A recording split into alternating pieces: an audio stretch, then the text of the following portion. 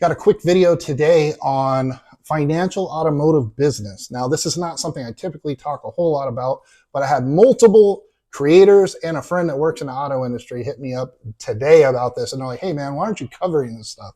So I'm going to put a video out there, put my feelers out there, see if you guys are into this kind of stuff and see where it goes. So today the conversation, as you can tell by the name of the video, is about Stellantis and the shit show that it seems to be.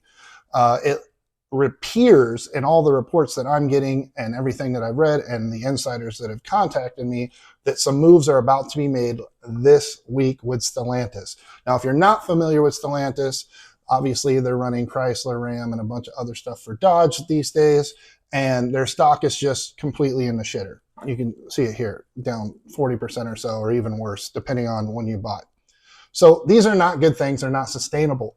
They've had to make all kinds of drastic moves, cuts, slow down assembly, trade out suppliers, do just stuff that's all indicative of running your company the wrong way.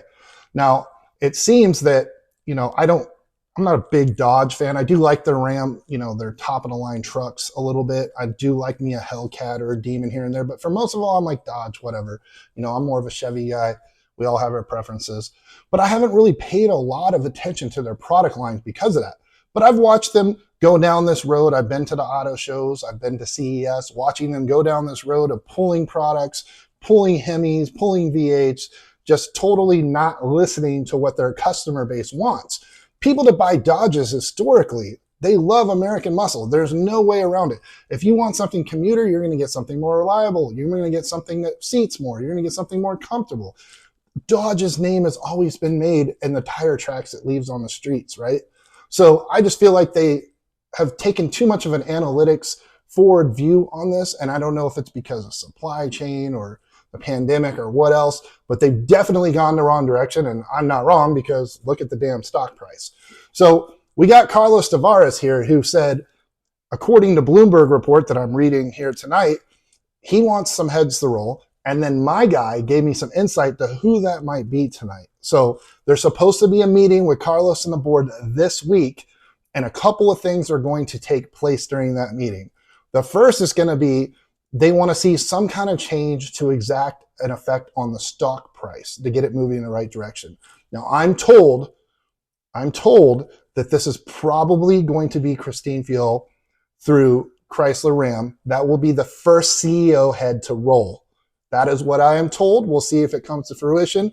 But then the interesting part is Carlos is supposed to orchestrate this Game of Thrones wedding scene with the board about whose heads need the roll on what, but also he has to dance for his job because they are months away from bankruptcy if they keep rolling at the current pace. So that's just not going to work at all.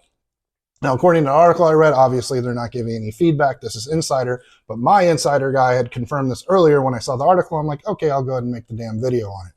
But I don't know what this is going to lead to. I mean, what do? Just fire everybody and start over? I think you just let like a 20-year-old dude come up and say, hey, why don't we just make badass products again? Why don't we fix this line and bring it back to what it was supposed to be, right? I don't know. Maybe I'm way off. What do you guys think? Do you think this is good? Do you think it's fair to start firing the CEOs under the brand, under Carlos, or does Carlos himself need to be taken out of the equation?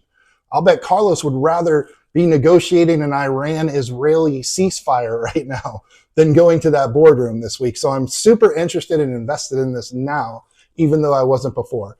If you guys like these kind of videos, go ahead and subscribe, like the video, and let me know in the comments if you want me to keep following these kind of stories, and I'll make sure I keep covering this stuff for you guys. Anyways, for now, thanks for watching the video. Thanks for your time. I'll see you guys on the next one.